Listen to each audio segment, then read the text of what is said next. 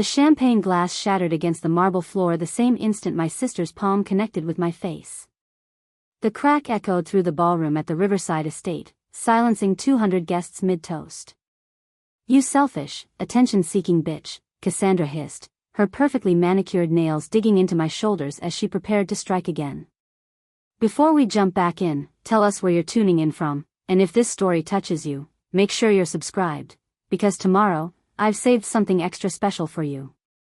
That's when my fiancé stood up, her chair scraping against the polished wood with a sound that somehow carried more authority than the slap itself. Her voice was quiet, controlled, and absolutely terrifying.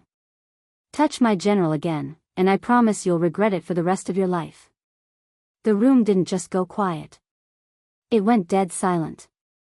Because nobody, not my parents, not Cassandra's husband, not a single person in that room, understood what those two words meant.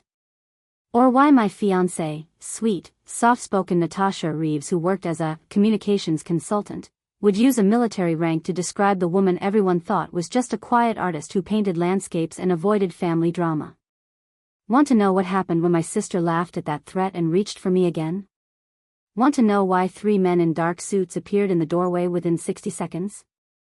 Want to know what my father discovered when he tried to throw Natasha out of his daughter's rehearsal dinner and ended up apologizing on his knees in front of everyone he'd ever called a colleague? Then drop a comment telling us where in the world you're watching from, and hit that subscribe button. Because some secrets don't just change a family dinner. They rewrite everything you thought you knew about the person standing next to you. The Riverside Estate sat on 40 acres of pristine Virginia countryside, the kind of venue where senators married off their daughters and corporate executives celebrated mergers that would never make the news. Crystal chandeliers imported from Austria. Marble floors quarried in Italy. Floor-to-ceiling windows that overlooked gardens designed by someone whose waiting list was 3 years long. My parents had chosen it because it screamed money, power, and social status. Everything they'd spent 30 years building. Everything they believed my marriage to Jonathan Pemberton III would cement into a dynasty that would carry the family name into the next generation of East Coast elite society. The rehearsal dinner was supposed to be intimate. Just close family and essential friends.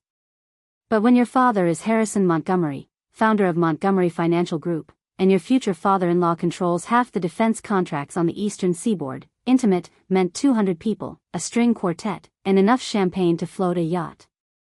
I stood near the bar, trying to disappear into the background the way I'd learned to do at these functions. My dress was beautiful, a simple navy silk that Natasha had helped me pick out because she understood I hated being the center of attention. My hair was pulled back in an elegant twist that my mother had insisted on, though I would have preferred it down. Natasha stood beside me, her hand resting gently on the small of my back. She wore a tailored charcoal suit that fit her like it had been designed specifically for her body. Which it had been, though I didn't know the story behind that particular tailor until much later. Her dark hair was cut short, professional, understated. She had the kind of presence that made people look twice but couldn't quite explain why. "You're doing fine," she whispered, her thumb tracing small circles against my spine. "Just 2 more hours, and then we can go home." Home. Our apartment in Georgetown. The place where I could paint without judgment, where Natasha worked on her consulting projects, in the spare bedroom she'd converted into an office I wasn't supposed to enter. Where we were just Alex and Natasha, not Alexandra Montgomery and her alternative lifestyle choice, that my family tolerated but never quite accepted. My mother, Patricia Montgomery, held court near the main table, her champagne glass perpetually half full, her smile perpetually perfect. She wore diamonds that cost more than most people's houses and a dress that had been featured in 3 separate society magazines. She was explaining something to the wife of a congressman, her hands moving in those practiced gestures that conveyed authority without ever seeming aggressive. My father stood with a cluster of men near the windows, discussing market trends and political movements with the kind of casual confidence that came from actually influencing both. Harrison Montgomery didn't raise his voice. He didn't need to. When he spoke, people who controlled billions of dollars leaned in to listen. And then there was Cassandra. Preparing and narrating this story took us a lot of time, so if you are enjoying it, subscribe to our channel, it means a lot to us. Now back to the story. My older sister by 3 years, Cassandra had done everything right. Married Richard Blackwell, whose family owned a pharmaceutical empire. Produced 2 perfect children who attended the right schools and played the right sports. Lived in a house in McLean that had been featured in Architectural Digest. She was everything our parents had wanted in a daughter. I was the disappointment. The one who'd refused to major in business or law. Who'd chosen art school instead of following father into finance. Who'd come out at 23 and brought home a woman instead of the suitable young man from a connected family that everyone had expected. Cassandra had been drinking since the cocktail hour started. I could see it in the way she moved, in the brightness of her eyes, in the edge to her laughter when she spoke to the other wives clustered around the dessert table. She kept glancing at me and Natasha with something that went beyond disapproval into active hostility. "She's been watching us all night," I murmured to Natasha. "I know," Natasha replied, her voice calm but her eyes tracking my sister's movements with the kind of awareness that I'd noticed before but never quite understood. "Stay close to me." The toasts began at 8:30. Jonathan's father went first, telling stories about his son's achievements that somehow turned into stories about his own business successes. My father followed, discussing the importance of family legacy and strategic partnerships in language that made marriage sound like a corporate merger. When it was Cassandra's turn, she was already unsteady on her feet. She grabbed the microphone from the best man with a laugh that was too loud, too sharp. "I want to talk about my little sister," she began, her words slightly slurred. "Alexandra Montgomery. The artistic one. The special one. The one who always had to be different." I felt Natasha's hand tighten on my back. "Growing up, Alex always got the attention," Cassandra continued, her smile not reaching her eyes. "Poor Alex, who doesn't like business. Poor Alex, who wants to paint pictures. Poor Alex, who needs special understanding because she's finding herself." A few uncomfortable laughs rippled through the room. My mother's smile had frozen in place. My father was frowning, clearly debating whether to intervene. And now here we are, at poor Alex's rehearsal dinner. Except she's not marrying Jonathan anymore, is she? No, she decided that wasn't special enough either. She had to bring home. "Cassandra, that's enough," my father's voice cut through her words like a blade. But my sister was beyond stopping. Years of resentment, fueled by alcohol and whatever perceived slight had triggered this particular meltdown, came pouring out. She had to bring home her little girlfriend. Her alternative lifestyle. Her. I don't remember standing up. Don't remember moving toward her. I just remember suddenly being face to face with my sister, hearing myself say in a voice I barely recognized, "Stop. Just stop." That's when she slapped me. The sound cracked across the ballroom like a gunshot. My head snapped to the side. Pain bloomed across my cheek. The champagne glass I'd been holding fell from my numb fingers and shattered against the marble floor in a spray of crystal fragments and golden liquid. "You selfish, attention-seeking bitch," Cassandra snarled, grabbing my shoulders. "Everything always has to be about you, doesn't it? You couldn't just be normal. You couldn't just..." Her hand raised again. And that's when Natasha moved. The Riverside Estate had been built in 1887 by a tobacco baron who'd wanted to prove that Virginia money could rival anything the Rockefellers were doing up north. The main ballroom where we stood stretched 40 feet from the oak-paneled entrance to the wall of French doors that opened onto the terrace. Original crystal chandeliers hung from a coffered ceiling painted with murals of classical scenes, gods and mortals, triumph and tragedy, all rendered in gold leaf and Italian pigment. The air smelled like money. That particular combination of expensive perfume, aged wood, fresh flowers, and the kind of champagne that cost more per bottle than most people spent on groceries in a month. Waiters in crisp white jackets moved through the crowd with military precision, their trays balanced perfectly, their expressions professionally neutral as they navigated between clusters of people who controlled more wealth than some small nations. Evening lights slanted through those French doors, painting everything in shades of amber and rose. The gardens beyond were immaculate, hedges trimmed to geometric perfection, flower beds arranged in patterns that looked spontaneous but had been planned by designers charging 5 figures. A fountain imported from Tuscany provided a gentle background sound that mixed with the string quartet playing near the main entrance. The quartet, for musicians from the Kennedy Center who performed at embassy functions and presidential inaugurations, sat on a raised platform surrounded by arrangements of white roses and orchids. Their music floated through the conversations, elegant and unobtrusive, the kind of cultural sophistication that my mother insisted upon for any family gathering that mattered. 200 guests filled the space without making it feel crowded. That was intentional too. The Riverside Estate staff had arranged circular tables with precise spacing, each covered in cream-colored linens that cost more to clean than most people spent on their entire tablecloth budget. Centerpieces of white hydrangeas and roses sat in crystal vases that caught the light and scattered it across the faces of senators, corporate executives, old money families, and new money trying very hard to look old. The bar along the west wall stretched 20 feet, backed by mirrors that made the space feel even larger. Bottles of premium spirits stood in perfect rows, single malt scotches aged longer than most of the servers, French wines from vineyards that didn't export to stores, cognac that came in decanters rather than bottles. 3 bartenders worked with choreographed efficiency, mixing drinks that cost what most restaurants charged for entire meals. Near the entrance, a receiving line had formed earlier in the evening. That's where guests had been greeted by Harrison and Patricia Montgomery, then by Jonathan Pemberton III and his parents, and finally by me and Natasha. I'd shaken hands with people I'd never met who talked about me like they'd known me since childhood. Natasha had stood beside me, her handshake firm, her smile polite, her presence somehow both commanding and completely forgettable in the way that made people look past her. The main table sat on a raised platform at the far end of the ballroom, positioned so that the wedding party could see and be seen by everyone in attendance. White roses cascaded down from the table's edge. Place cards written in calligraphy marked each seat. My parents at the center, then Jonathan and his parents, then me and Natasha slightly to the left, then Cassandra and her husband Richard. The temperature in the room was perfect, not too warm, not too cool, maintained by a climate control system that cost more than most cars.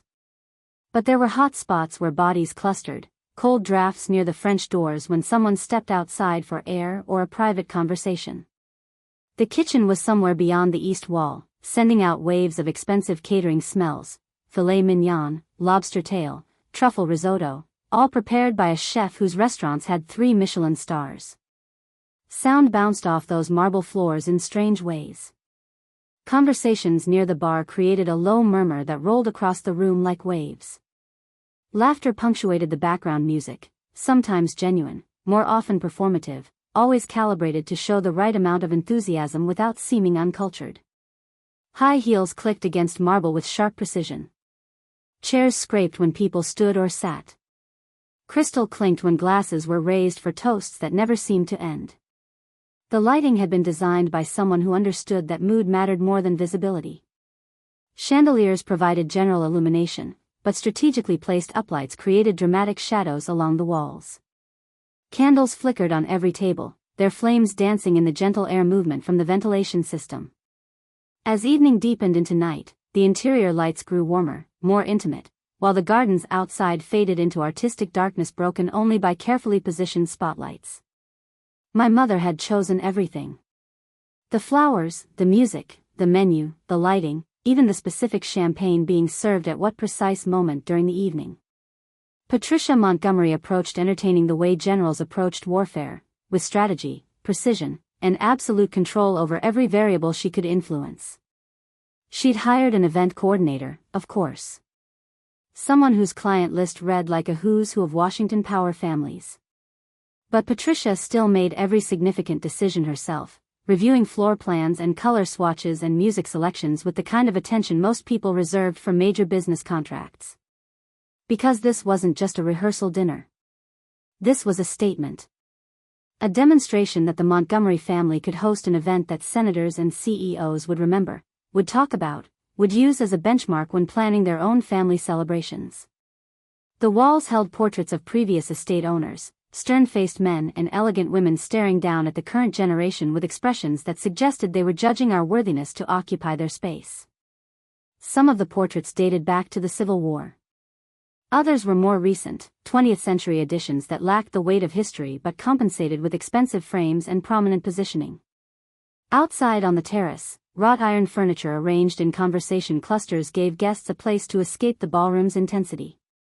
Some older attendees had migrated there, grateful for the evening air and the chance to hear themselves think. Younger guests, the ones who'd grown up in this world of privilege and performance, used the terrace for different purposes. Private conversations about business deals. Discreet exchanges of information that couldn't be shared in front of witnesses. The kind of networking that happened at every high society gathering, hidden behind champagne glasses and polite smiles. The garden stretched beyond the terrace, disappearing into artistic darkness. Gravel paths wound between flower beds and topiary. Stone benches sat at strategic intervals, placed by landscape architects who understood that wealthy people needed places to sit and be seen sitting in beautiful surroundings. A hedge maze occupied the western section, not large enough to get lost in, but impressive enough to show that the estate had the space for such frivolous luxuries. Security was everywhere and nowhere. Staff members who moved like waiters but watched like bodyguards.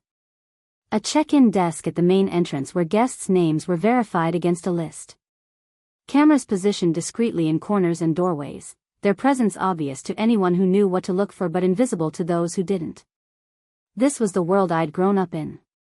The world where everything had a price tag that most people couldn't imagine and everyone had an agenda they'd never quite state directly.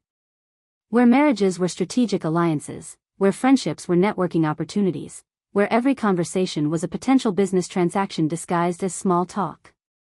And in the middle of all that careful orchestration, all that expensive precision, all that calculated perfection, my sister was drunk, angry, and about to make a scene that would shatter the carefully constructed facade my mother had spent months building. The air felt heavy with anticipation, like the moment before a thunderstorm when you can smell the rain coming but can't yet see the clouds. That's when the toasts began. The morning I met Natasha Reeves, I was sitting in a coffee shop in Georgetown, covered in paint and questioning every life decision that had led me to art school. It was 3 years ago, early September, and I'd just walked out of a brutal critique session where my professor had systematically dismantled 6 months of work in front of 20 other students. I wasn't crying. I'd learned early in the Montgomery household that crying was weakness, and weakness was unacceptable. But my hands were shaking as I tried to hold my coffee cup, and I kept replaying Professor Hartwick's words in my head. Technically competent but emotionally vacant. You paint like someone who's afraid to feel anything. She sat down across from me without asking. Just pulled out the chair and settled into it with the kind of quiet confidence that suggested she'd never questioned whether she belonged anywhere. She wore jeans and a gray Henley, her hair slightly longer than, pulled back in a simple ponytail. No makeup. No jewelry except a watch that looked expensive but understated. "You're Alexandra Montgomery," she said. Not a question. I looked up, startled. "Do I know you?" "No. But I know you." She gestured at my paint-stained hands. "Art student. Probably at Corcoran based on the critique schedule and the fact that you look like someone just told you your life's work is garbage." Despite everything, I almost smiled. That obvious? I've seen that expression before. She paused. "Mind if I see your portfolio?" I should have said no. Should have asked who she was, why she cared, what gave her the right to sit down uninvited and ask to see work I was ready to burn. Instead, I pulled out my tablet and handed it over. She scrolled through my paintings in silence. Landscapes mostly. Virginia countryside, urban scenes, a few portraits. Technically proficient, just like Hartwick had said. Every brushstroke in the right place. Every color relationship balanced. Every composition following rules I'd learned from textbooks and tutorials. "You paint like you're trying to disappear," Natasha said finally. "Excuse me? Every piece here is beautiful. And every piece here is safe. Like you're afraid that if you actually put yourself into the work, someone might see who you really are." She looked up, her gray eyes meeting mine with uncomfortable directness. "So you paint what you think people want to see instead of what you actually feel." I should have been offended. Should have taken my tablet back and walked away. But something in her voice wasn't cruel. Just honest in a way that nobody in my life had ever been with me. "And who are you?" I asked. "Art critic? Failed painter? Someone who gets off on tearing down strangers in coffee shops?" "Communications consultant," she replied with a slight smile. "And someone who recognizes a fellow person in hiding." That's how it started. Coffee shop conversations that turned into walks along the Potomac. Walks that turned into dinners at small restaurants my family would never visit. Dinners that turned into late nights in my studio apartment, where she'd sit and read while I painted, her presence somehow making it easier to take risks with my work. She never talked much about herself. Said she'd grown up overseas, military family, moved around a lot. Said her consulting work involved communications infrastructure for government contractors, which sounded boring enough that I never pressed for details. Said she preferred quiet evenings at home to the kind of social scene my family navigated. I fell in love slowly, then all at once. The way she listened when I talked, really listened, like my words mattered more than whatever agenda she might have. The way she touched me, gentle but certain, like she knew exactly what she wanted and wasn't afraid to ask for it. The way she made me feel safe enough to be messy, emotional, real. When I told my parents I was dating a woman, my father's face went carefully neutral, his default expression when processing information he didn't like but couldn't immediately reject. My mother's champagne glass paused halfway to her lips, hovering there for 3 full seconds before she took a deliberate sip and smiled her professional smile. "I see," Patricia said. "And what does this woman do?" "She's a communications consultant." "For whom?" "Government contractors mostly. Infrastructure projects." My father exchanged a glance with my mother. Some kind of wordless communication that couples develop after decades of marriage and strategic partnership. "Well," he said finally, "I suppose we should meet her." That dinner was excruciating. Natasha sat at our family table in our family dining room, answering questions with polite professionalism while my mother probed for weakness and my father assessed her like a potential business acquisition. Cassandra barely spoke, just watched with that expression of faint disgust she'd perfected over years of judging anything that didn't fit her narrow definition of appropriate. But Natasha didn't flinch.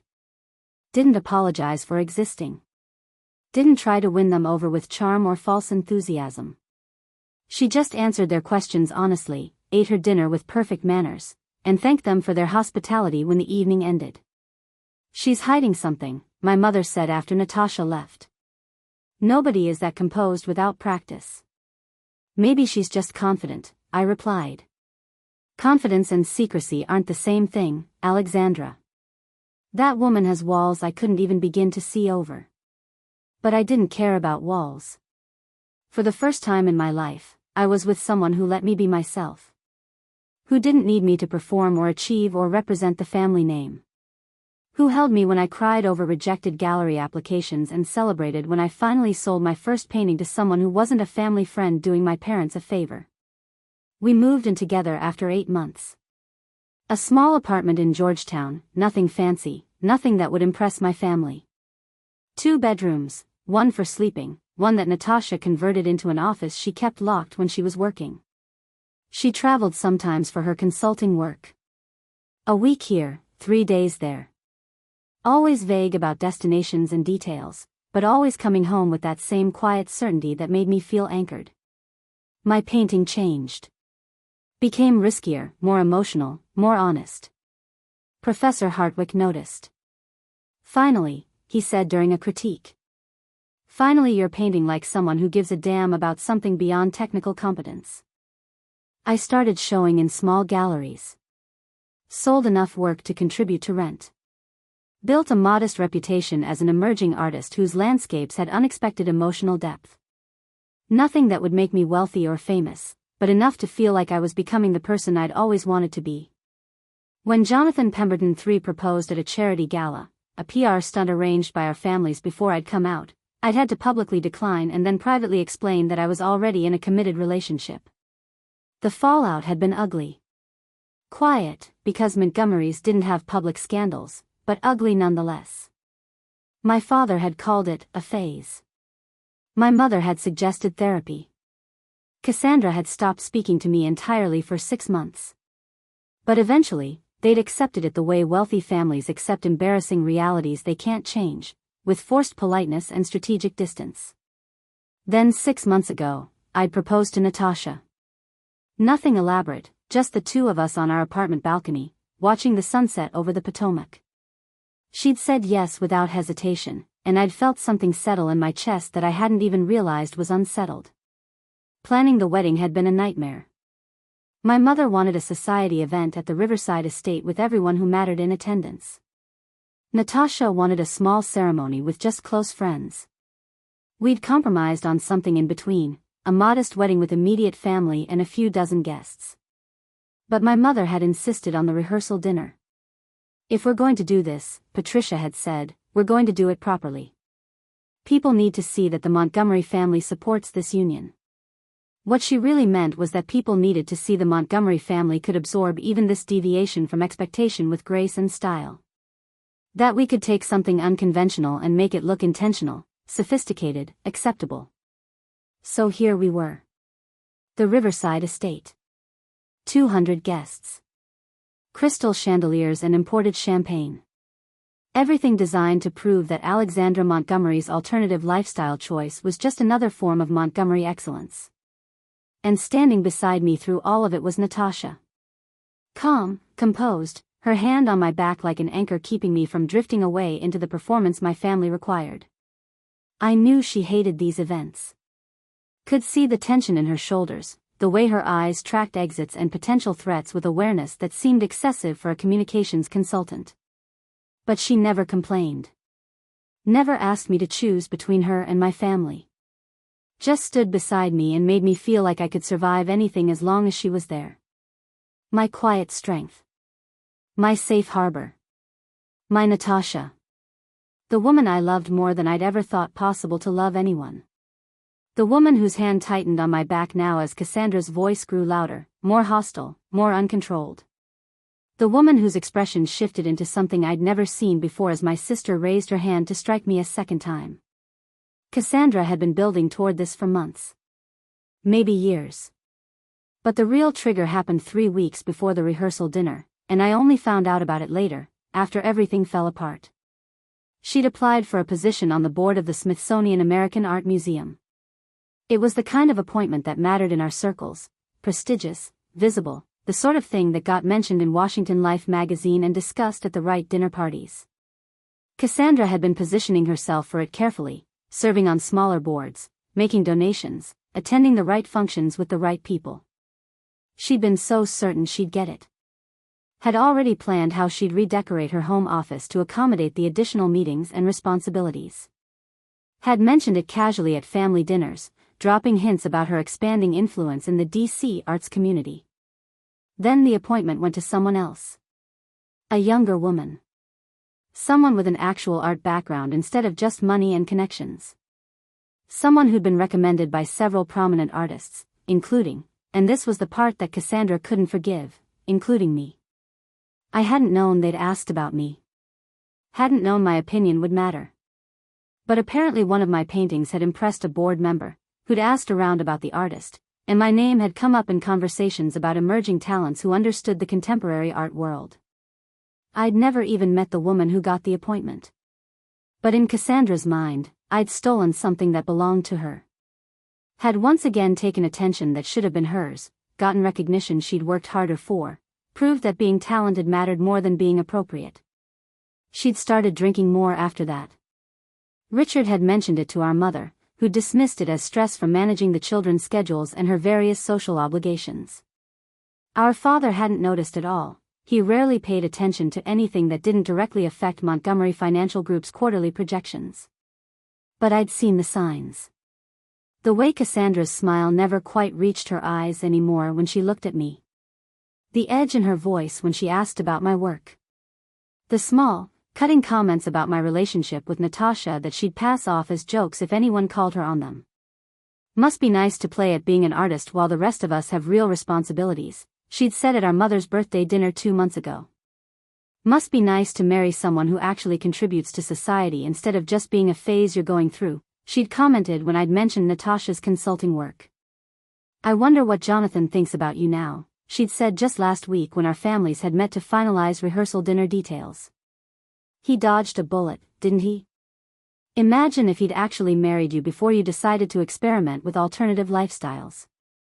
Each comment designed to cut just deep enough to hurt but not deep enough to cause a scene. Death by 1,000 paper cuts, delivered with a smile that looked genuine to anyone who wasn't paying close attention.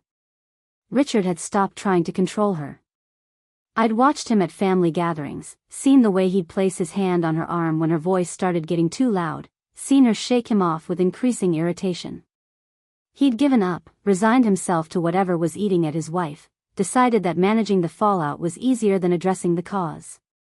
Their children, Emma, 8 years old, and Connor, 6, had started showing signs of the tension at home. Emma had grown quiet and watchful, the kind of child who monitored adult moods to predict incoming storms. Connor acted out at school, getting into fights, testing boundaries with the kind of desperation that comes from not understanding why home doesn't feel safe anymore. But wealthy families don't talk about problems. They manage them. They hire therapists who sign non-disclosure agreements and make sure nothing ever becomes public enough to cause embarrassment. Tonight, though, management had failed.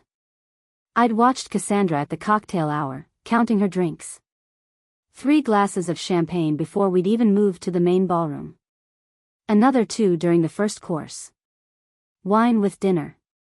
Then back to champagne for the toasts, each glass emptied faster than the last. Her husband had tried once to slow her down. "Cass, maybe take it easy," he'd murmured when she'd grabbed her 5th glass. "Don't tell me what to do, Richard." Her voice loud enough that people at nearby tables had glanced over, then quickly away, pretending they hadn't heard. Patricia had noticed too. My mother had that radar for social disruption, could sense a potential scandal from across a crowded room. She'd made her way to Cassandra's side during the dessert course, leaning in close to whisper something that looked like motherly concern but was probably a warning about maintaining appearances. Cassandra had smiled and nodded and immediately grabbed another glass of champagne. When she'd taken the microphone for her toast, I'd felt Natasha's hand tighten on my back. A warning. A preparation for something neither of us could stop but both of us could see coming. "I want to talk about my little sister," Cassandra had begun, and I'd known immediately that nothing good was coming next. The speech had started with thinly veiled resentment disguised as sisterly affection. Moved into outright hostility masked as humor. Built towards something ugly, something public, something that would force our family to acknowledge that not everything could be managed with money and strategic politeness. Our father had tried to stop her. "Cassandra, that's enough." But she was beyond stopping. Beyond caring about consequences or appearances or the 200 people watching her implode in real time. All those months of resentment, all that anger about the museum board position, all that fury about being the perfect daughter who did everything right and still somehow ended up less important than the disappointing sister who'd chosen art over business and women over men, it all came pouring out. She had to bring home her little girlfriend. Her alternative lifestyle. Her. I'd stood up without thinking. Moved toward her without planning. Just reacted to protect Natasha from whatever venomous thing was about to come out of my sister's mouth next. Stop. Just stop. And that's when years of Cassandra's carefully controlled resentment found its physical expression. Her hand had come up fast, driven by alcohol and rage and something deeper than either, the desperate fury of someone who'd played by every rule and still felt cheated by life. The slap had been hard enough to snap my head to the side. Hard enough that pain bloomed across my cheek in waves that made my eyes water. Hard enough that the champagne glass I'd been holding fell from suddenly numb fingers. The sound of crystal shattering against marble had been shockingly loud in the suddenly silent ballroom. Fragments scattered across the floor like diamonds, champagne spreading in a golden pool that reflected the chandelier light. "You selfish, attention-seeking bitch," Cassandra had hissed, her fingers digging into my shoulders. "Everything always has to be about you, doesn't it? You couldn't just be normal. You couldn't just do what was expected. You couldn't just..." She'd raised her hand again. Higher this time. More force behind it. Her face twisted with rage that went beyond this moment, this confrontation, this rehearsal dinner. I'd seen it coming. Couldn't move fast enough to stop it. Couldn't think clearly enough through the pain and shock and humiliation to defend myself. That's when Natasha had stood up. The chair scraping against the polished wood had made a sound that somehow cut through everything else. Not loud. Not violent. Just absolutely certain. The sound of someone moving with purpose and authority and complete control over what was about to happen next. She'd moved between me and Cassandra with speed that didn't match her normal casual grace. One moment she'd been sitting.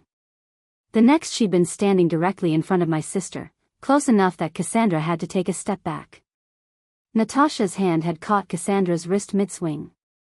Not roughly. Not with visible force. Just with absolute certainty that the hand would not complete its intended motion.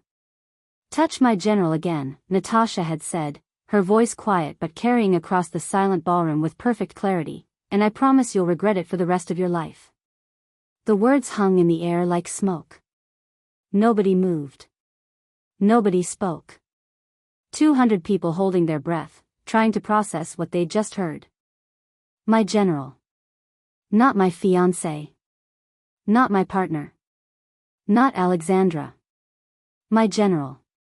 Cassandra had laughed. Nervous, shrill, disbelieving. "You're what? What the hell are you talking about?" She'd tried to pull her wrist free. Natasha hadn't let go. Just held it there, steady pressure, no visible strain, like she could maintain that grip indefinitely without effort. "Let go of me," Cassandra had demanded, louder now, looking around for support. "Richard, get her off me. Daddy, do something. She's assaulting me." But nobody had moved.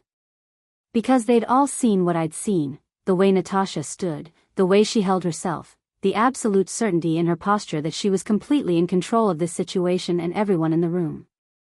That's when the main doors had opened, and 3 men in dark suits had walked into the ballroom like they'd been waiting just outside for exactly this moment. The 3 men moved with synchronized precision that had nothing to do with wedding coordination and everything to do with tactical training. They didn't rush. Didn't draw weapons. Didn't make any overtly threatening gestures. They simply entered the ballroom and took positions that cut off the main exits with the kind of practiced efficiency that made it clear this wasn't their first time securing a space. The man in the center was older, maybe late 50s, with steel gray hair cut military short and eyes that cataloged every person in the room in under 5 seconds. He wore his suit like a uniform, carried himself with the kind of bearing that suggested he'd spent decades giving orders that people followed without question. The younger 2 flanked him, early 30s, athletic builds visible even through tailored jackets, hands hanging loose at their sides in that particular way that meant they were ready to reach for something if necessary but hoping they wouldn't have to. The ballroom's comfortable murmur of shock had shifted into something more primal. People were sensing danger without understanding its source, feeling that instinctive recognition that apex predators had entered the space. Natasha still held Cassandra's wrist. Still stood between my sister and me with that same quiet certainty. But something had changed in her posture. A subtle shift that made her look taller, more solid, more present. Like she'd stopped trying to blend into the background and had allowed herself to occupy the full space her body commanded. "General Reeves," the older man said, his voice carrying military formality even in civilian clothes. "We received an alert. Do you require assistance?" General Reeves. The words hit the room like a physical force. I felt them impact my chest, drive the air from my lungs, rearrange everything I thought I knew about the woman I'd been planning to marry. Cassandra had gone pale. Her wrist hung limp in Natasha's grip, all the fight draining out of her as her alcohol-fogged brain tried to process what was happening. "Stand down, Colonel Hayes," Natasha, "No, General Reeves," said without taking her eyes off my sister. "Situation is contained. But I'll need the room cleared of non-essential personnel. Family only." Colonel Hayes nodded once. Sharp, efficient. He turned to address the ballroom with the kind of authority that brooked no argument. "Ladies and gentlemen, I'm going to have to ask everyone except immediate family members to exit the premises. This is not a request. Now wait just a minute, someone said. I recognized the voice. Senator Kirkland, one of my father's poker buddies, a man who'd built his career on not backing down. Who the hell do you think you are, walking into a private event and... Colonel Marcus Hayes, United States Army Special Operations Command, Hayes interrupted, pulling out identification that he held up briefly. This venue is being temporarily secured for a matter of national security protocol. You have 3 minutes to collect your belongings and proceed to the exits. National security protocol. The words rippled through the crowd like electricity. People started moving. Some protested, but quietly, that wealthy person protest that never quite commits to actual confrontation. Most just went, ushered out by the 2 younger men who'd taken positions at strategic points, guiding guests toward exits with polite insistence that felt anything but optional. My mother had frozen in place, her champagne glass suspended halfway to her lips, her perfect social mask finally cracking to show genuine shock underneath. My father stood with his phone in his hand like he'd been about to make a call but couldn't remember who to call or what to say. Richard had wrapped his arm around Cassandra, pulling her back from Natasha's grip. She let him take her, let her sister stumble backward into her husband's arms, her face still showing that ugly mix of rage and alcohol and dawning horror. Jonathan Pemberton III stood near the dessert table, looking between me and Natasha with the kind of confusion that comes from discovering your entire understanding of a situation was fundamentally wrong. His father, James Pemberton, had gone very still, very quiet, watching the scene unfold with the calculating expression of someone who dealt with classified military operations before and recognized the signs. Within 5 minutes, the ballroom had emptied. 200 guests reduced to 8 people, my parents, Cassandra and Richard, Jonathan and his father, me, and Natasha. Plus the 3 men in dark suits, who'd taken positions around the room's perimeter like they expected trouble and were prepared for it. The string quartet had left their instruments behind in their hurry to exit. Abandoned plates of half-eaten dessert sat on tables. Champagne glasses perched at angles on marble surfaces. The whole room looked like a party interrupted by an air raid siren, frozen mid-celebration. Natasha finally released Cassandra's wrist and took a small step back, putting distance between herself and my sister but keeping her body angled to protect me. Her hand found the small of my back again, that familiar touch, except now it felt different. More possessive. More certain. Someone want to explain what the hell is going on here, my father demanded, his voice carrying the authority of a man used to being the most powerful person in any room. Natasha turned to face him, and I watched my father actually take a half step backward. Not consciously. Just an instinctive response to whatever he saw in her face. My name is Brigadier General Natasha Reeves, she said, her voice different now, clearer, stronger, carrying command without needing to raise volume. I serve in the United States Army Special Operations Command, currently assigned to the Joint Special Operations Task Force on Counterproliferation. What you witnessed here tonight was an assault on a superior officer, which under military law constitutes. She's not military, Cassandra interrupted, her voice shrill. She's a civilian. A communications consultant. She said. I said I worked in communications infrastructure for government contractors, Natasha corrected. Which is accurate. I established secure communications networks for classified military operations. The consulting work is cover for my actual assignment, which is classified at a level I'm not authorized to discuss in present company. She pulled something from her jacket pocket. Not a weapon. An identification wallet that she flipped open to show official credentials with her photo, name, rank, and enough official seals to make it clear this wasn't something you could fake with Photoshop and a laminator. James Pemberton moved closer to examine the credentials, his expression shifting from confusion to what looked like recognition. Task Force Sentinel, he read quietly. Jesus Christ. You're counter WMD. Natasha didn't confirm or deny, just kept her expression neutral. Counter what? My mother asked, her voice faint. Weapons of mass destruction, James explained, his tone carrying respect now. Task Force Sentinel handles direct action against nuclear, biological, and chemical weapon threats. They're the people who go into places we're not supposed to be and do things we're not supposed to do to prevent things we're not supposed to talk about. He turned to Natasha. I worked Pentagon procurement for 15 years before moving to private sector. Saw the briefings on some of your operations. Or at least the versions they show people with my clearance level. He paused. How long have you been operational? 12 years active service, Natasha replied. Commissioned out of West Point, Army Rangers, then selected for special operations. Made general last year. Last year. While we were living together in our Georgetown apartment. While she was traveling for her consulting work. While I'd thought I knew her. You're 32 years old, my father said, his financial analyst brain doing the math. You can't be a general at 32. Battlefield promotions in classified operations follow different timelines, Colonel Hayes said from his position near the door. General Reeves's service record is sealed, but I can confirm she earned her rank through actions that saved American lives on multiple continents. My mother had finally found her voice. You've been lying to us. To Alexandra. This entire time, you've been pretending to be someone you're not. I've been exactly who I said I was, Natasha replied. A communications consultant who works for government contractors. Everything I told you was true. I simply omitted classified details I'm not authorized to share with civilian personnel. Civilian personnel, my father repeated.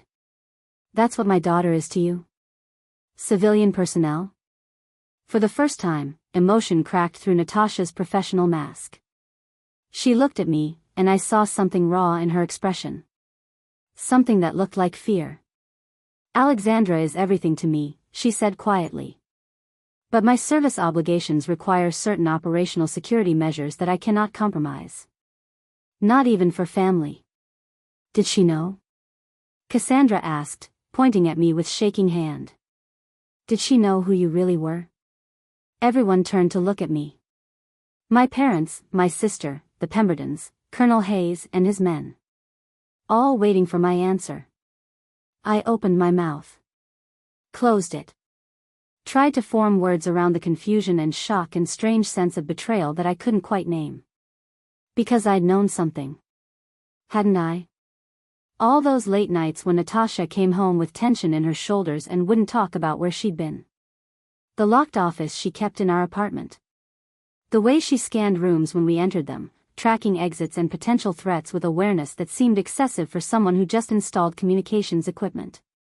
The scars I'd noticed on her body but never asked about. The nightmares she sometimes had but claimed not to remember. I'd known something was hidden. Had chosen not to look too closely because I'd been afraid of what I might find. No, I finally whispered. I didn't know. Natasha's expression crumpled. Just for a second. Just long enough for me to see genuine pain before she locked it down behind professional control. I'm sorry, she said. I wanted to tell you. But operational security protocols for personnel in my position are absolute. I couldn't compromise my cover identity without authorization from JSOC command. JSOC? I asked. Joint Special Operations Command, Colonel Hayes supplied. The highest level of special operations authority in the U.S. military. My father was staring at Natasha like he was seeing her for the first time. You've been living with my daughter for 2 years. You proposed marriage. You were planning to legally bind yourself to this family. And you didn't think we had a right to know you were military? With respect, Mr. Montgomery, you didn't have a need to know, Natasha replied. My cover identity exists to protect both operational security and the safety of people close to me. The less you knew about my actual service, the safer everyone remained. Safer from what? My mother demanded. Natasha was quiet for a moment. Then, from the kind of people who target the families of operators working in counter-WMD operations. The kind of people who would very much like to know the real names and locations of soldiers who've disrupted their weapon development programs. The ballroom felt suddenly colder. James Pemberton had gone very pale. He pulled out his phone, typed something quickly, then stared at the screen with growing recognition. Operation Crimson Echo. Damascus, 2019. Chemical weapons facility that officially never existed. He looked up at Natasha. That was you? Natasha's expression didn't change, but Colonel Hayes stepped forward slightly. Sir, I'm going to have to ask you not to pursue that line of inquiry. Those operations remain classified. I had friends in Damascus when that facility went up, James continued, ignoring the warning. Intelligence community was buzzing for weeks trying to figure out who'd pulled it off. 17 metric tons of sarin gas neutralized in under 4 hours. Extraction team got out without a single casualty despite being outnumbered 40-1. He paused. The analyst said whoever led that operation had to be either incredibly lucky or the best tactical mind they'd seen in a generation. It wasn't luck, Colonel Hayes said quietly. My mother set down her champagne glass with trembling hands. You're telling me that my daughter has been sleeping next to someone who does what, exactly? Breaks into foreign countries and blows things up. I lead operations to secure or neutralize weapons of mass destruction before they can be deployed against American citizens or allied populations, Natasha said, her voice steady. I've served in 17 countries across 4 continents. I've prevented 6 separate attacks that would have resulted in mass casualties. I've lost 11 team members in the field. And yes, Mrs. Montgomery, I've done things I can never discuss with anyone outside my chain of command. Show them, Colonel Hayes said suddenly. Natasha turned to look at him. Colonel, that's not. They need to understand, General. They need to know what they're dealing with. Hayes pulled out his phone and tapped through several screens. This is declassified as of last month. Operation Sandstone. Karachi, 2021. He held up the phone. On the screen was a photograph, grainy, taken from what looked like satellite imagery. It showed a warehouse complex with several bodies scattered around the perimeter. In the center, a single figure in tactical gear, carrying what looked like a metal case. That's a dirty bomb, Hayes explained. Radioactive material packed around conventional explosives. If it had detonated in downtown Karachi, the death toll would have been in the tens of thousands. Contamination would have made the entire district uninhabitable for decades. He swiped to the next image. The same warehouse, but now emergency vehicles surrounded it. Teams in hazmat suits working to secure the area. General Reeves went in alone because the intelligence window was 90 seconds and the nearest team was 4 minutes out. She neutralized 3 hostile combatants, secured the device, and walked it out to a containment unit before local authorities even knew there was a situation. Hayes looked at my parents. She did this knowing that if the device detonated, she wouldn't just die. She'd be vaporized along with everything in a 2-block radius. The ballroom was completely silent. Even Cassandra had stopped crying, staring at Natasha with something that might have been awe or terror or both. That's not possible, Richard said finally. One person can't do that. The logistics alone. Task Force Sentinel operators are trained for impossible scenarios, Hayes interrupted. They're selected from the top 1% of special operations personnel and given another 3 years of specialized training. General Reeves graduated first in her class. She's run 47 confirmed operations. 47 times she's walked into situations where failure meant catastrophic loss of life. My father was doing calculations in his head. I could see it in his expression, that financial analyst mind trying to quantify what he was hearing. You said you made general last year. That means you were a colonel at 31. A lieutenant colonel at what, 29? 28, Natasha corrected. That's not how military promotions work. Even in wartime, you can't advance that fast without repeatedly demonstrating exceptional judgment under extreme circumstances, Hayes finished. General Reeves has been recommended for the Medal of Honor twice. Both recommendations were classified and converted to alternative recognition due to the sensitive nature of her operations. He pulled out his phone again, showed another image. This one was clearly Natasha, younger, in formal military dress uniform with rows of ribbons across her chest. Silver star with oak leaf cluster. Bronze star with valor device. Purple heart with 3 oak leaf clusters. Defense Superior Service Medal. Legion of Merit. Her classified commendations would fill another row, but I'm not authorized to discuss those. My mother was staring at the phone screen like it showed something impossible. Purple heart means wounded in action. 3 oak leaf clusters means wounded 4 separate times. 5, Natasha corrected quietly. One incident was reclassified after initial reporting. I found my voice finally, though it came out barely above a whisper. Where? Natasha's eyes met mine. Alex. Where were you wounded? When I thought you were traveling for consulting work, where were you actually? She was quiet for a long moment. Then, Syria twice. Yemen once. North Korea once. Iran once. North Korea, my father repeated. You're telling me you've been inside North Korea? I can't discuss operational details, Mr. Montgomery. Jesus Christ, James breathed. The Pyongyang incident. 3 years ago, that weapons facility that supposedly had an industrial accident. That was you. Natasha said nothing, which was answer enough. I was trying to process it all, trying to reconcile the woman who'd held me while I cried over rejected gallery applications with the soldier who'd walked into North Korea and done things that remained classified even now. The scars on your shoulder. The ones you said were from a car accident. Shrapnel from a fragmentation grenade, Natasha said. The car accident story was simpler. The nightmares you have. The ones you claim not to remember. I remember all of them. The locked office in our apartment. You're not working on communications proposals in there. I'm writing after-action reports and attending classified briefings via secure video conference.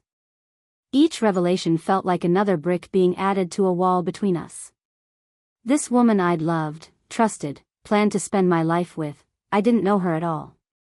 When you travel, I continued, my voice getting stronger, you're not installing communications equipment. You're going on operations. Dangerous operations. Operations where people try to kill you. Yes. And you've been lying to me about it for 2 years.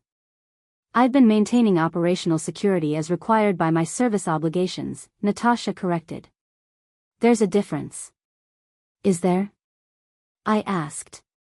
Because from where I'm standing, it looks exactly like lying. Pain flashed across her face. Alex, I love you. That's never been a lie.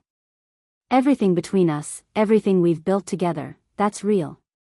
The only thing I couldn't tell you was what I do when I'm not with you. The only thing? My voice was rising now, months of not asking questions finally breaking through. You couldn't tell me that you're a soldier. That you risk your life on a regular basis. That people are trying to kill you. That our entire relationship has been based on a cover story designed to protect classified operations. Those seem like fairly significant omissions, Natasha. General Reeves, Colonel Hayes interjected quietly. Perhaps we should. No, I cut him off. She's not General Reeves right now. She's the woman who proposed to me. The woman who was supposed to become my wife in 2 days. And I think I deserve some answers without the military rank getting in the way. Natasha looked at Hayes, who nodded slightly and took a step back. When she turned back to me, some of that professional distance had cracked. You're right, she said. You deserve answers. You've always deserved answers. But my service requires certain sacrifices, and one of those sacrifices is the ability to be completely honest with the people I love. Why? I demanded. Why choose this? Why keep doing this job if it means you can't have a real relationship? Because I'm good at it, she said simply. Because when I walk into a situation, people survive who wouldn't otherwise. Because the alternative is letting weapons of mass destruction fall into the hands of people who will use them without hesitation. Because someone has to do these jobs, and I have the skills and training to do them successfully. My father cleared his throat. With respect, General, that sounds like someone rationalizing a choice that's cost them their personal life. My personal life is exactly what I choose it to be, Natasha replied, an edge entering her voice. I'm not a victim of my service, Mr. Montgomery. I'm a volunteer who's chosen to dedicate my career to protecting people who will never know my name or what I've done for them. Noble, Cassandra said, her voice dripping sarcasm. Very noble. Except you're also choosing to drag my sister into a world where she could become a target. Where people who want revenge against you might come after her. Did you think about that when you proposed? Or were you too busy being a hero to consider the consequences for everyone around you? That hit something. I saw it in the way Natasha's jaw tightened, in the flash of guilt that crossed her expression before she locked it down. Yes, she said quietly. I've thought about it. Every single day since I met Alexandra, I've thought about the risk I'm putting her in just by being close to her. That's why my cover identity is so carefully maintained. Why I've never discussed my work. Why Colonel Hayes and his team maintain constant surveillance to ensure her safety. Wait, I said. What? Hayes stepped forward again. General Reeves requested protective surveillance for you approximately 6 months ago. My team has been maintaining discreet observation to ensure no hostile actors have identified you as connected to her operations. You've been spying on me? The betrayal felt physical, like being slapped again. We've been protecting you, Hayes corrected. There's a difference. Everyone keeps saying that, I snapped. That there's a difference between lying and operational security, between spying and protecting. But from where I'm standing, it all feels exactly the same. Natasha moved toward me, her hand reaching out, but I stepped back. She stopped immediately, pain clear in her expression. Alex, please. I know this is a lot to process. I know I should have found a way to tell you sooner. But everything I've done, every choice I've made, has been to keep you safe while still being able to be with you.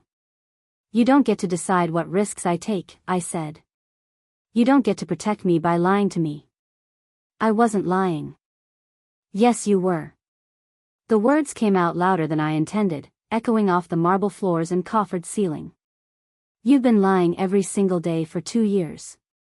Every time I asked about your work. Every time you came home with tension in your shoulders and wouldn't tell me where you'd been. Every time you left for a consulting trip and I had no idea if you'd come back alive. Those were all lies, Natasha. And you don't get to wrap them in national security and pretend there's something else. The silence that followed my outburst felt heavy enough to crush the chandelier overhead. Natasha stood frozen, her hands still half extended, her expression showing more emotion than I'd seen from her in the entire time we'd been together. Not just pain now, but something deeper. Something that looked like genuine fear of losing me. My mother broke the silence. I think we need to discuss the practical implications of this situation. Her voice had shifted into that tone she used for business negotiations, the one that meant she was processing information and calculating outcomes. You're a military officer involved in classified operations. My daughter is a civilian artist with no security clearance and no training in operational security. Those two things are fundamentally incompatible. With respect, Mrs. Montgomery, thousands of military families manage exactly this situation every day, Colonel Hayes said. General Reeves is hardly the first special operations officer to maintain a civilian relationship. But how many of them are at her level? James Pemberton asked. How many are running operations into hostile countries? How many have made enemies at the national level? Hayes was quiet for a moment. Then, very few. That's what I thought. James turned to Natasha. I dealt with Pentagon procurement long enough to understand operational security requirements. But I also understand risk assessment. Your fiancé, he gestured at me, has no training, no clearance, no ability to protect herself if someone decides to use her to get to you. You're putting her in danger just by being in her life. I'm aware of the risks, Natasha said tightly. Are you? My father joined in, his financial analyst mind having completed its calculations. Because from my perspective, You've taken someone with no connection to military operations and made her a potential target for every terrorist organization and hostile state actor who wants revenge for whatever you've done to them. That's not love, General. That's selfishness. I watched Natasha's expression shift. Watched the pain deepen. Watched her straighten her shoulders in that way that meant she was preparing to absorb an impact she couldn't avoid. You're right, she said quietly. It is selfish. I knew the risks when I approached Alexandra 3 years ago. I knew what I was potentially exposing her to. And I did it anyway because I wanted something in my life that wasn't about operations and mission objectives and body counts. She turned to me, and the professional mask had completely fallen away now. I met you in that coffee shop by accident. Saw you sitting there covered in paint, looking like your world had just fallen apart, and something in me responded. I sat down without thinking it through. Started a conversation I had no authorization to start.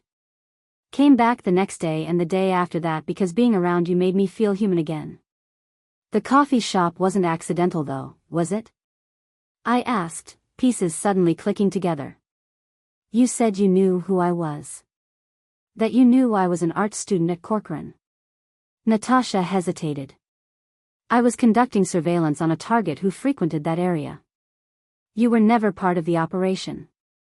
But yes, I'd seen you before.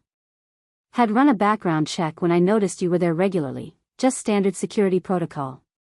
When I saw you that day, upset and alone, I made a choice that violated every operational guideline I'm supposed to follow. You investigated me, I said, feeling another layer of trust peel away. Before you even spoke to me, you investigated me. I investigate everyone who appears regularly in locations where I conduct surveillance, she replied. It's not personal, it's procedure. Except it became personal. You used information from that investigation to approach me. To know which buttons to push. To become someone I'd be interested in. No. Her voice was sharp now. I used that information to make sure you weren't a security risk. What happened after that, the connection between us, the relationship we built, that was real. I didn't manipulate you, Alex. I fell in love with you despite knowing I shouldn't. Richard had been quiet throughout this exchange, but now he spoke up. This is insane. You're all talking about this like it's a normal situation that just needs some adjustment. It's not normal. It's dangerous and irresponsible and, he looked at Cassandra, honestly explains why my wife has been so angry about this relationship. At least her instincts were right about something being wrong. Cassandra had been crying quietly, makeup running in black streaks down her face. I knew, she whispered. I knew there was something off about you.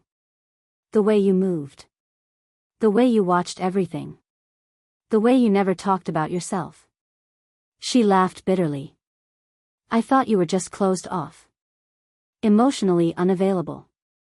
Turns out you were hiding the fact that you're some kind of government assassin. I'm not an assassin, Natasha said firmly. I'm a soldier who operates in classified environments against weapons of mass destruction threats. How many people have you killed? Cassandra asked. The question hung in the air like poison gas. Everyone looked at Natasha, waiting for an answer I wasn't sure I wanted to hear. I don't keep count, Natasha said finally. And if I did, that information would be classified. But it's more than one, Cassandra pressed. More than 10. More than.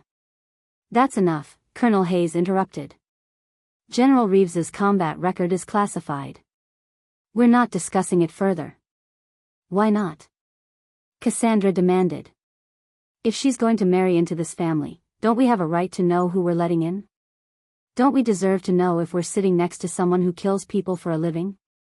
I neutralize threats that would kill thousands if left unchecked, Natasha shot back, anger breaking through her control. I've saved more lives than you'll meet in your entire privileged existence. Don't you dare reduce my service to something criminal just because you're drunk and bitter about your own failures. My failures? Cassandra stood up, swaying slightly. I'm not the one who's been lying to everyone I know. I'm not the one who's pretending to be something I'm not. I'm not the one who's putting my family in danger just because I'm too selfish to stay away from people I shouldn't be involved with. Cassandra, sit down, my father commanded. No. She turned to face Natasha directly. You assaulted me tonight. In front of 200 witnesses. You grabbed my wrist and threatened me. I could press charges. I could call the police right now and have you arrested for assault. Colonel Hayes actually laughed. Ma'am, with all due respect, if you try to press charges against a flag officer for preventing you from striking a superior officer a second time, you'll find that the military legal system has jurisdiction. And I promise you, a court-martial board will not be sympathetic to your complaint. She's not in uniform, Richard argued. This wasn't a military event. Civilian law applies. General Reeves is always in service, Mr. Blackwell. Even in civilian clothes, she maintains her rank and authority. Your wife struck a brigadier general. That's assault on a superior commissioned officer, which carries significantly more serious consequences than civilian assault charges. James Pemberton cleared his throat. I think we're getting off track. The question isn't about legal jurisdiction. It's about whether this marriage should happen at all. Everyone turned to look at him. He had that expression I'd seen before in business negotiations, the look of someone who'd identified the core problem and was about to articulate it in a way that couldn't be argued with. General Reeves, you're a remarkable soldier. Your service record speaks for itself. But you're asking Alexandra to enter into a marriage where fundamental honesty isn't possible. Where she'll spend her life not knowing if you're alive or dead when you travel. Where she might wake up one morning to find people trying to use her to get to you. Where every aspect of your professional life is classified and off-limits to discussion. He paused, letting the words sink in. That's not a partnership. That's a hostage situation with better living conditions. The observation cut through all the emotion and drama to expose the core impossibility of what Natasha and I had been trying to build.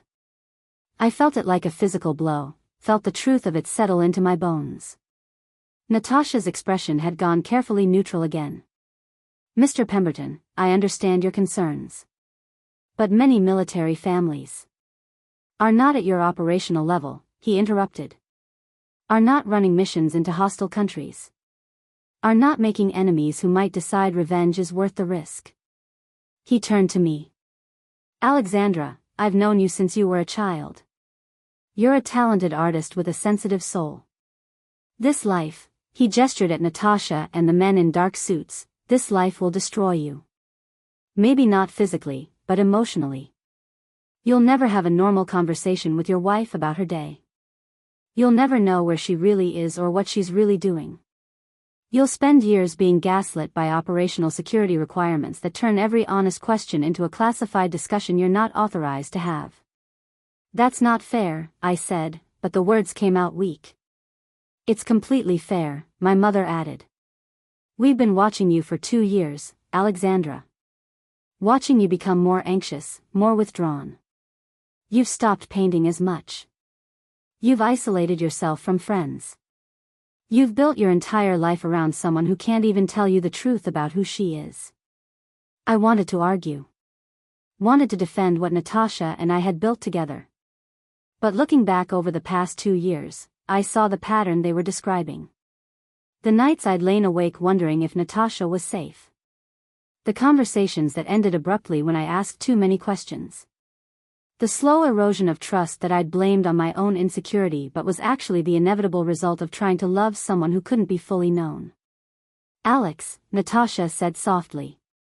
Please look at me. I did. Saw the woman I loved and the soldier I didn't know occupying the same body, separated by barriers of classification and operational security that couldn't be breached no matter how much we cared about each other.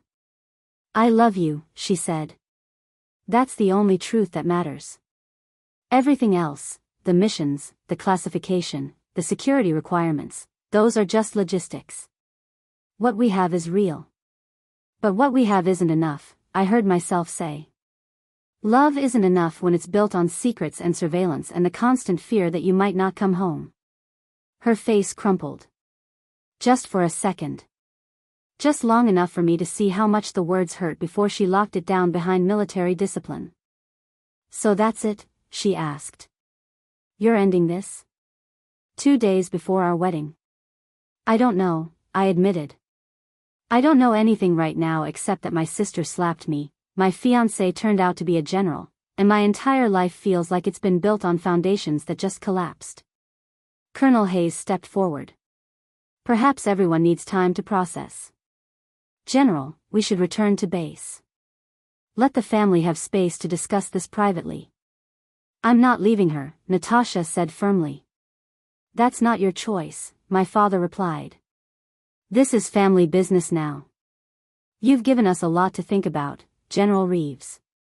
I suggest you let us do that thinking without your presence influencing the discussion."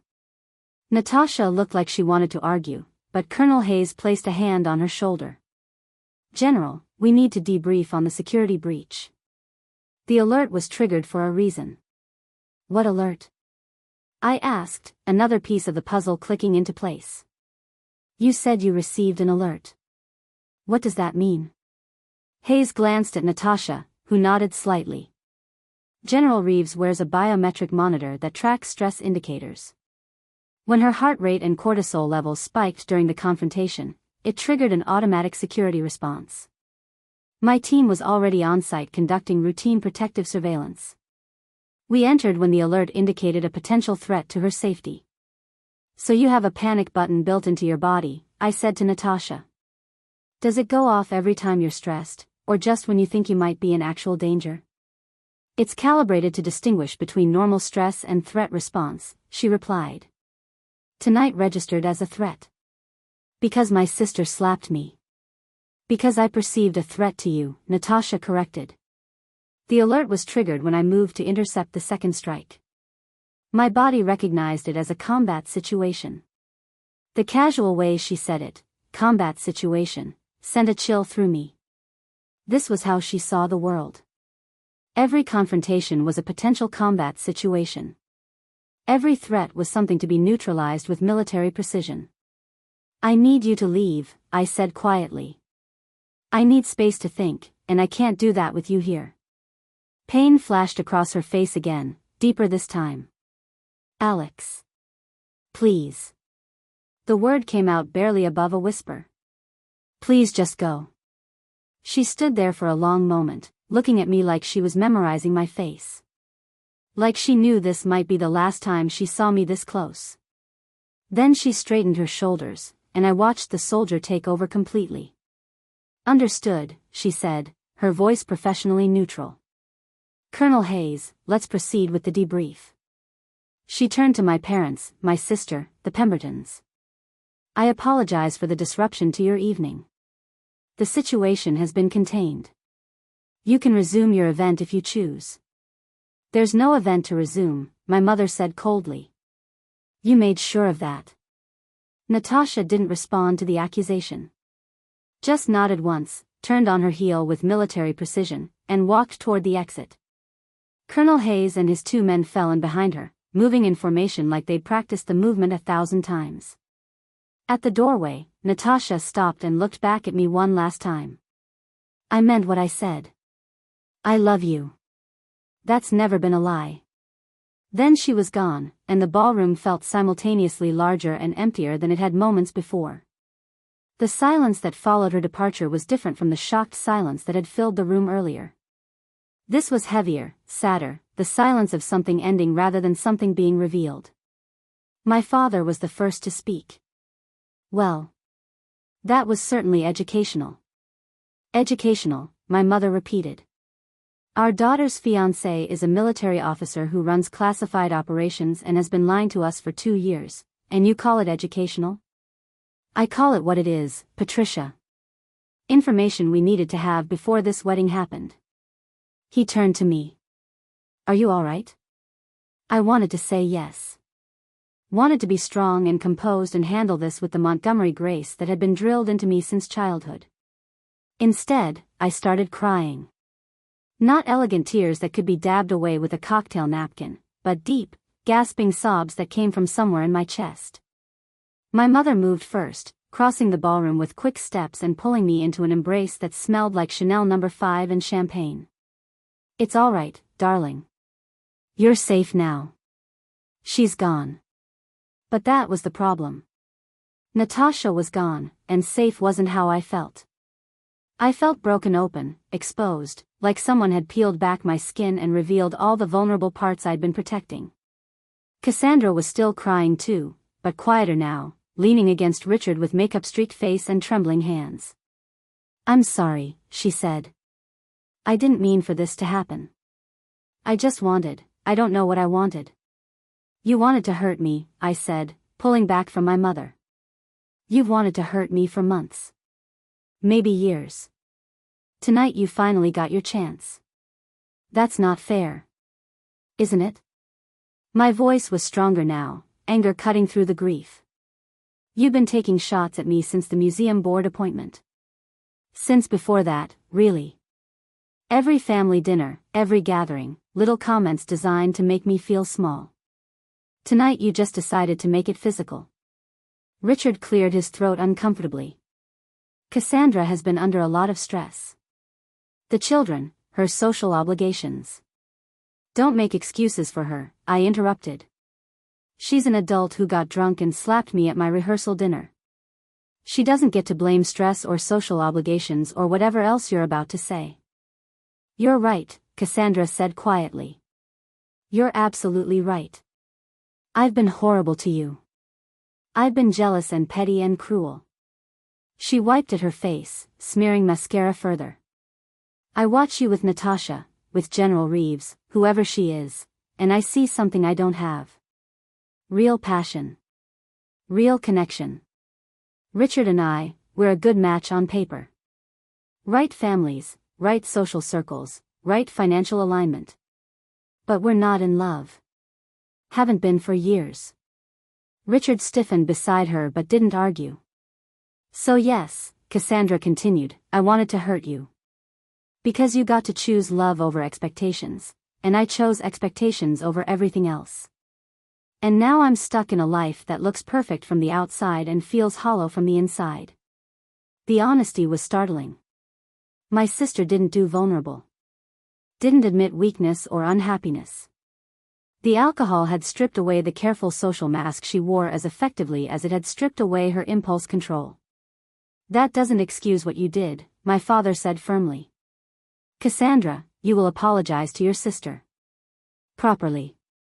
And you will enter counseling to address whatever issues led to this behavior." "I'm sorry," Cassandra said, looking at me with genuine remorse showing through the alcohol and tears. "I'm so sorry, Alex. For tonight, for the past months, for all of it." I nodded but didn't say I forgave her. Wasn't sure I could yet. James Pemberton checked his watch. "It's nearly midnight. I suggest we all go home, get some sleep, and reconvene tomorrow with clearer heads. The wedding is in 2 days," my mother said.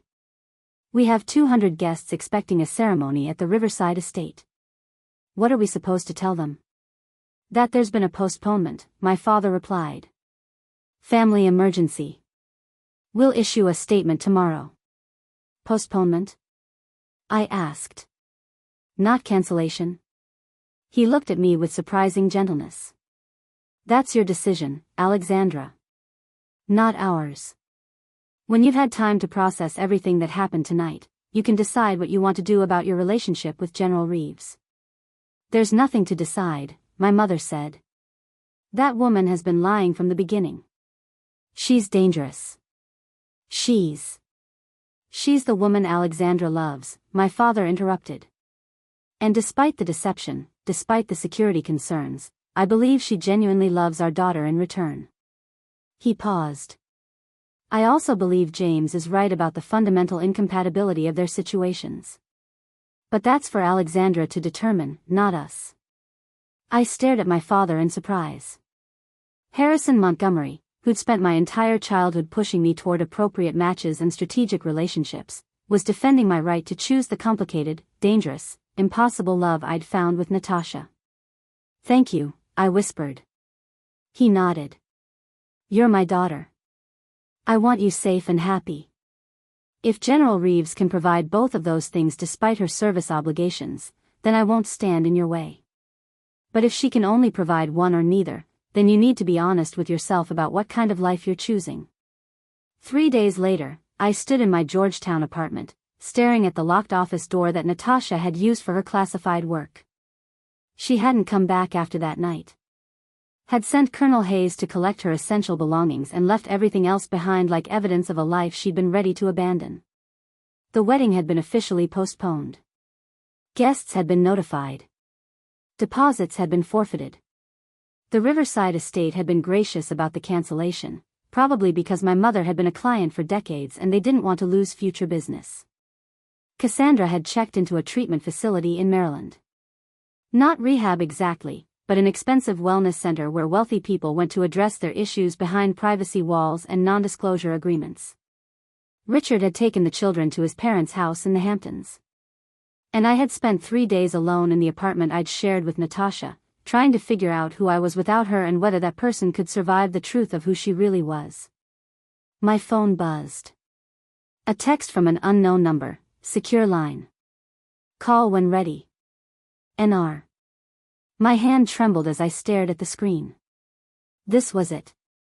The moment where I decided whether to reach for the woman I loved or protect myself from the danger and deception that came with her. I thought about James Pemberton's words. About marriages built on secrets. About spending my life not knowing if she was alive or dead. About the slow erosion of trust that came from loving someone who couldn't be fully known. But I also thought about the coffee shop 3 years ago. About the woman who'd seen me at my lowest and chosen to sit down anyway. About quiet evenings in our apartment where she'd made me feel safe enough to be real. About the way she looked at me like I was the only thing in her world that mattered more than her mission. I picked up the phone and dialed. She answered on the first ring. Alex. Just my name, but the relief in her voice was overwhelming.